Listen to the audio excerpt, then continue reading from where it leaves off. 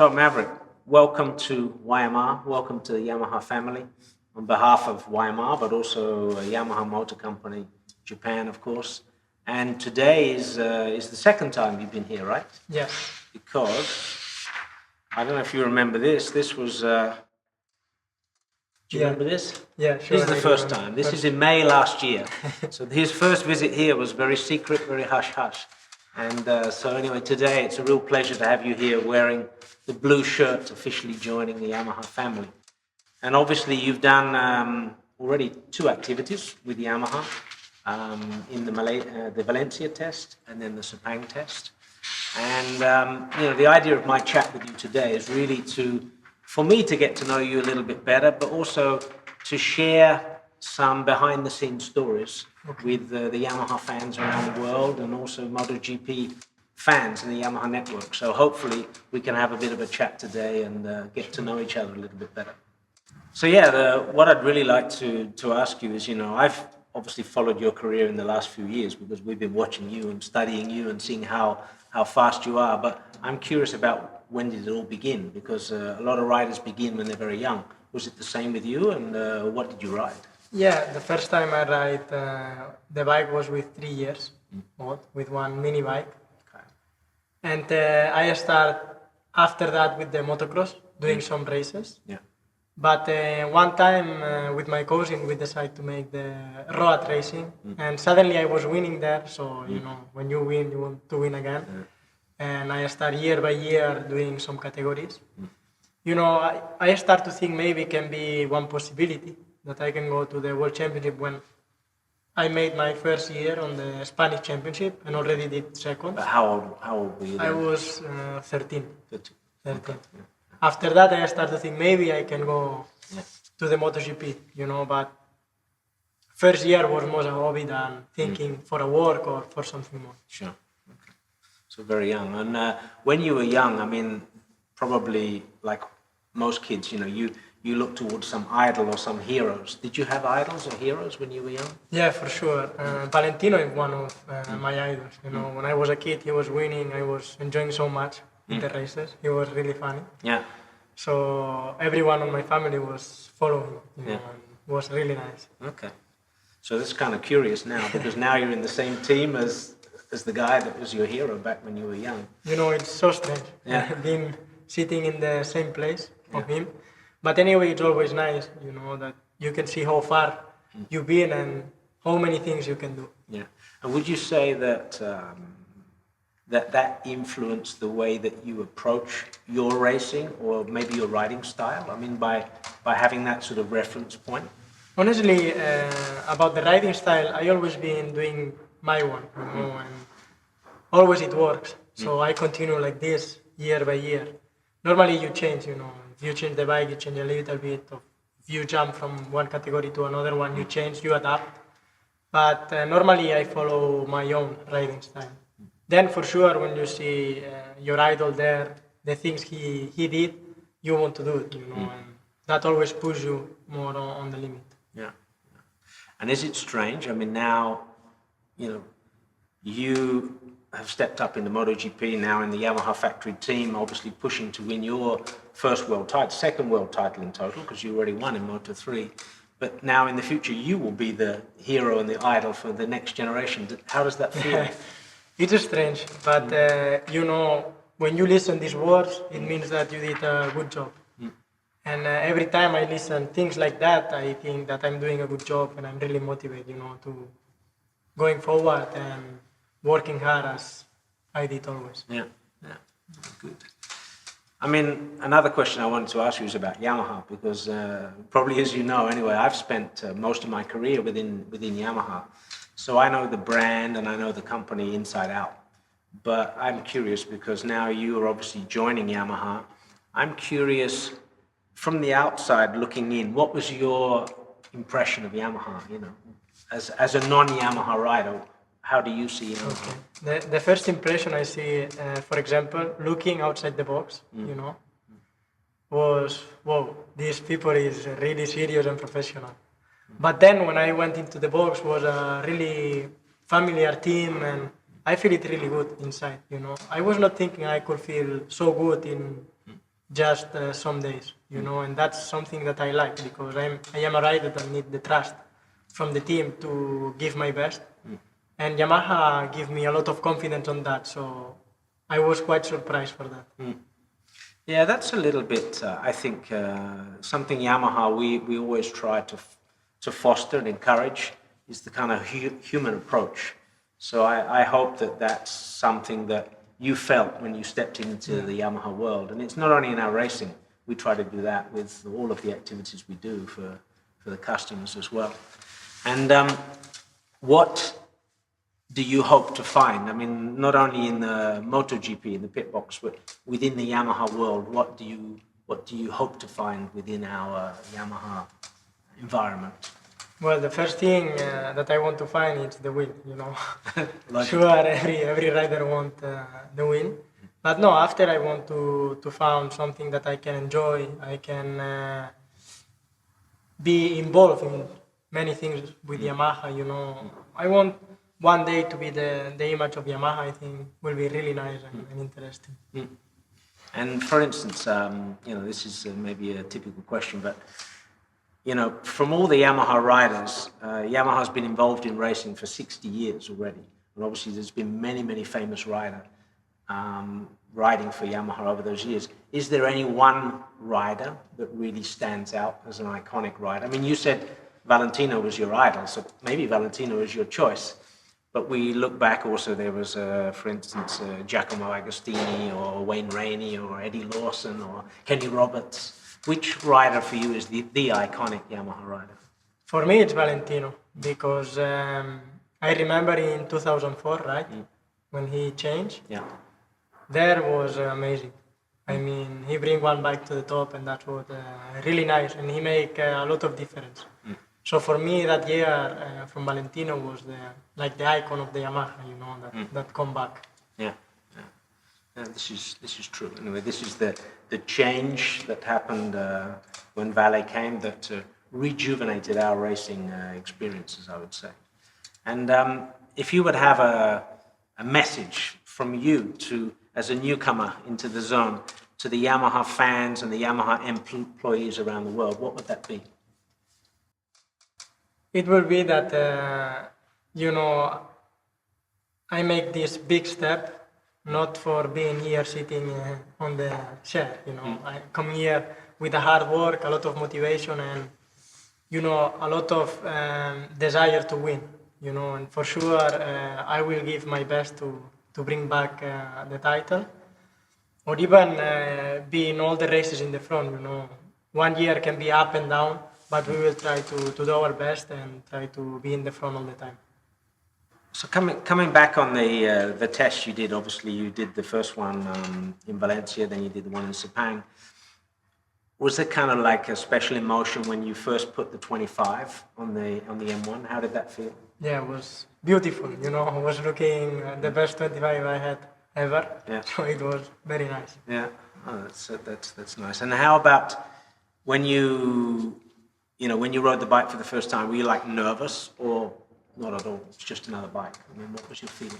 You know, I was nervous, but in the way that, you know, I wanted to go fast already from the first lap, you know, because I was enjoying so much the first laps on the bike, you know, and was strange for me the first laps because already I feel I could ride fast, so it was nice to be on the bike already and feeling so fit from the first laps. Yeah, I mean, you know, your results so far, we have to say, are seriously impressive, no? In the 2 days in Valencia, you were fastest and fastest. In the 2 days of Sepang, you were fastest and fastest. So it's begun very, very well. You know, what would you say, in particular, would you say is the strongest point of the M1? For me, the strongest point is the rear part of the bike and the gas connection with the rear traction because it's really smooth, but on the other way, you have a lot of power. So, I mean, that's a really good quality of the bike. And as you know, not wishing to compare one bike to another per se, but, you know, the biggest difference compared to the previous bike you've ridden? As I said before, for me, the biggest difference is on the gas. You know, the Yamaha, we have a lot of traction, and that's a really important part of the setup. And obviously you tested a lot when you did the tests. I mean, you tested firstly the 2016 bike just to get used to the Yamaha, to know what to expect. And then you tested the 17 spec, especially in Sepang, no? Where you did the 17 spec. What were the most important things you left as homework for the engineers? Because sure, after you finish these 4 days, you have some requests. What are the main things that the Yamaha engineers should be working on? Let's say that the lap times were really competitive. And I was ending the Malaysia test so happy.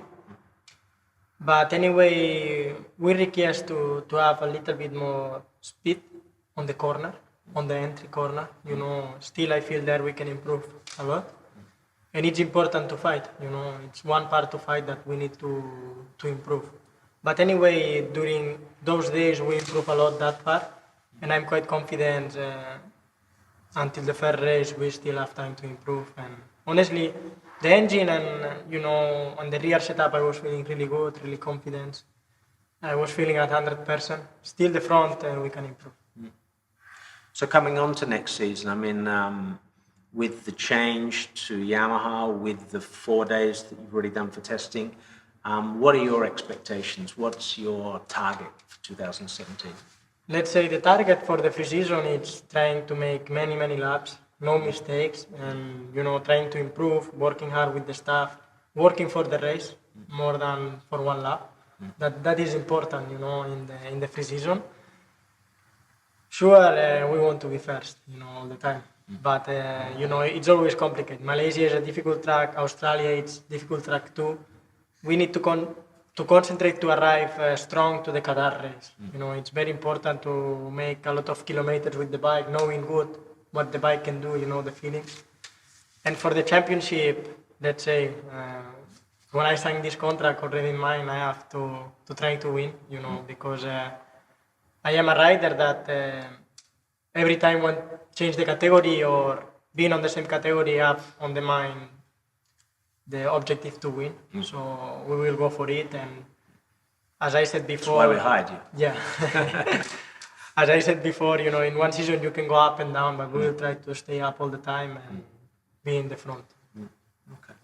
And you're going to be partnered with Valentino. Do you see Valentino, I mean, it will be both, but do you see him more as a teammate or do you see him more as a rival?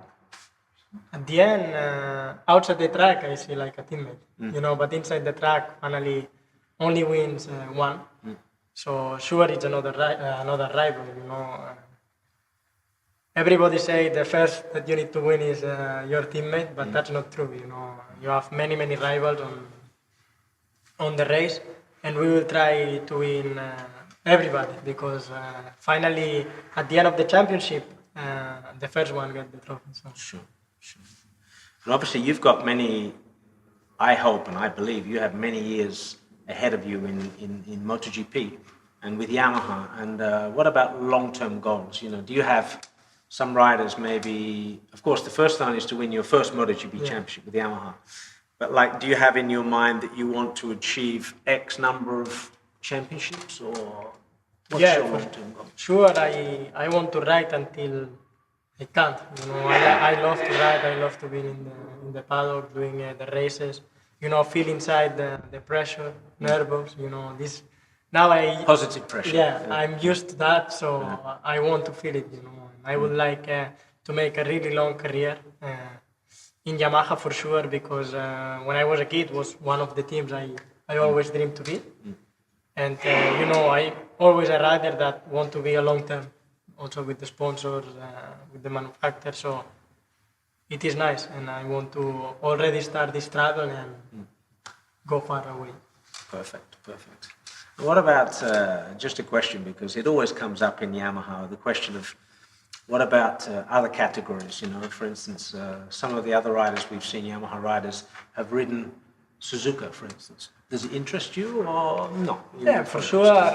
One time when I think I already do enough in the MotoGP, I will try. Yeah. But still, if I am in MotoGP, I want to be 100% concentrate on that, you know. the days you can train, you cannot spend riding another bike. Yeah, understood. So, I'd like to ask you about your training and preparation, because training and preparation is essential these days. Every rider is on such a super fit level, and you got to have everything right to get the win. I know that you train a lot to off-road, right, with motocross. Yes. And recently you've been riding also the new, since just 10 days, you've been riding the YZ250F. How does it feel, the new bike?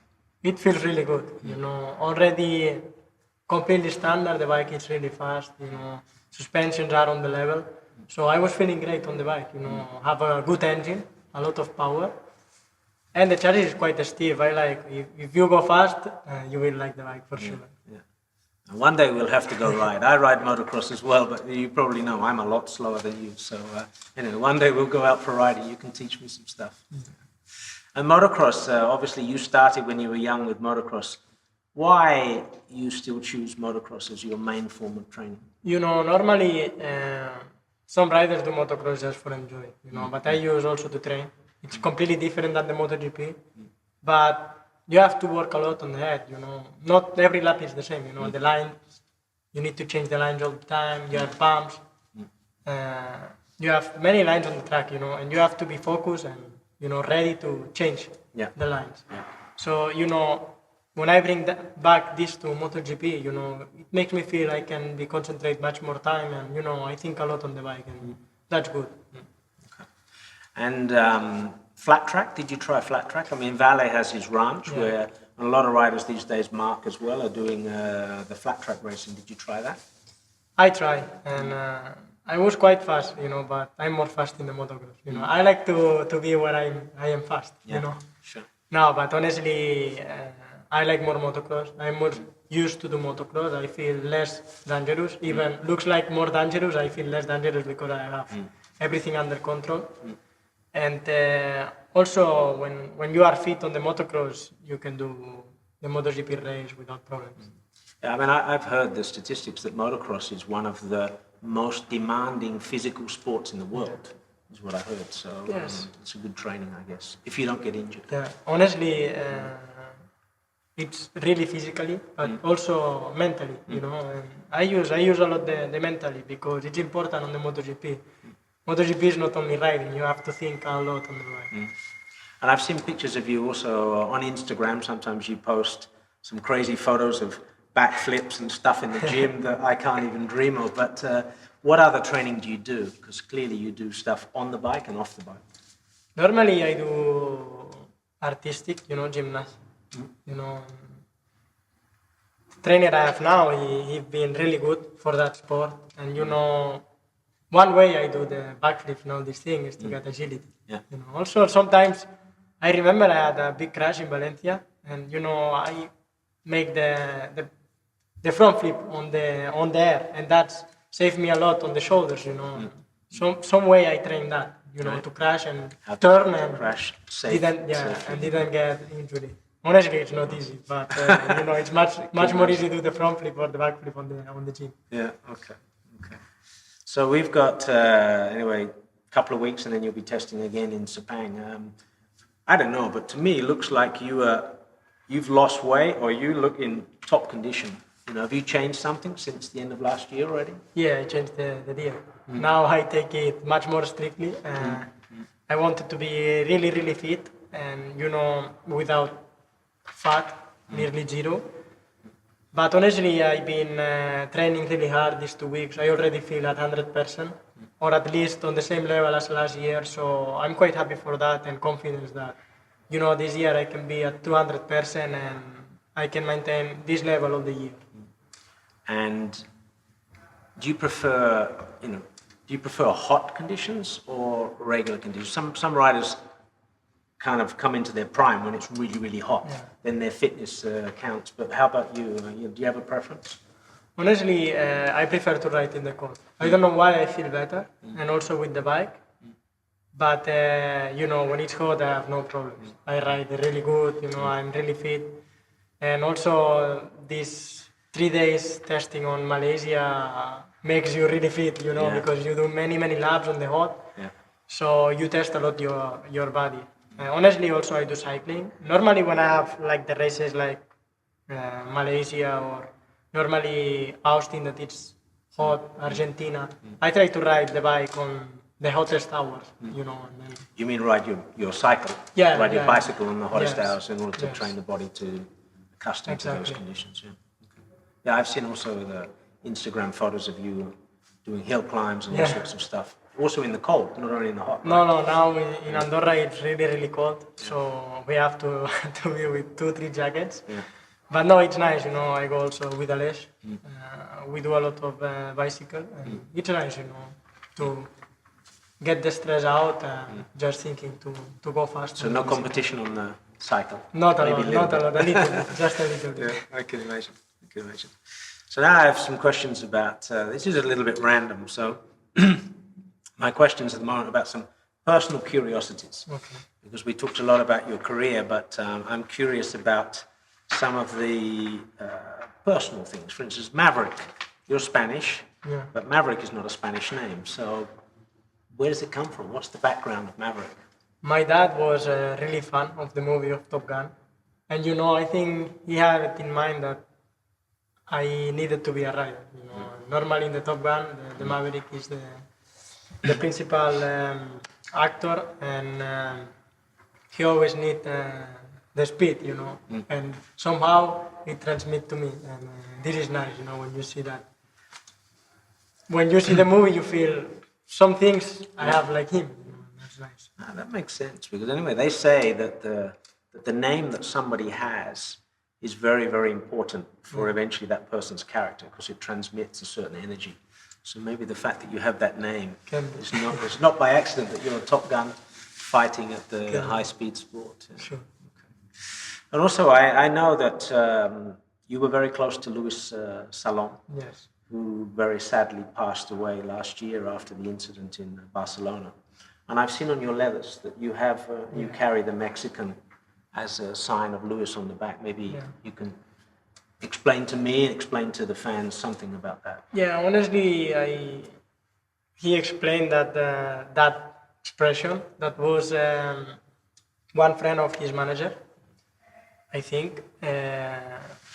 He was saying always that the Mexican horses always are fast, you know, and that's why he got this name.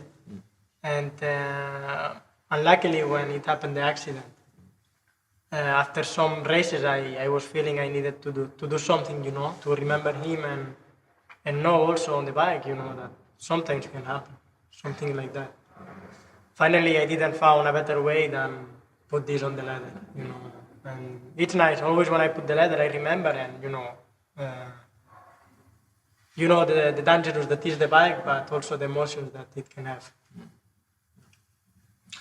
My last question is a little bit random question, but I need to get the helmet because otherwise I can't explain.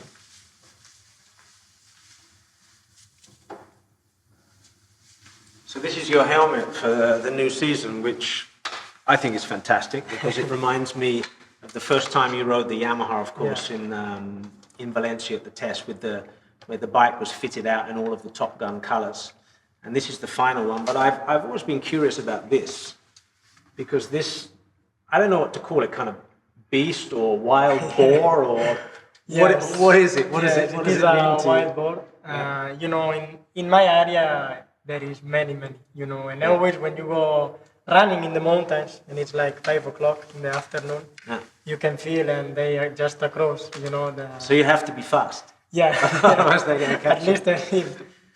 And the gun is because sometimes I have a little bit the gangster character, you know. I don't know, it's something to remind. So we have to be careful. No. Does it have a But name? it's fun. Does it have a name or? No, but you know, year by year I always use different one. But this year I wanted to use like the Top Gun and also with some guns that I come here to fight, you know, and not to be in the back. And it's something we study and we think it fits a lot for that year. Good. Let's hope he brings you good luck anyway. It's a pleasure chatting with you and Thank you. welcome to Yamaha and good luck for this season. So happy. We will enjoy.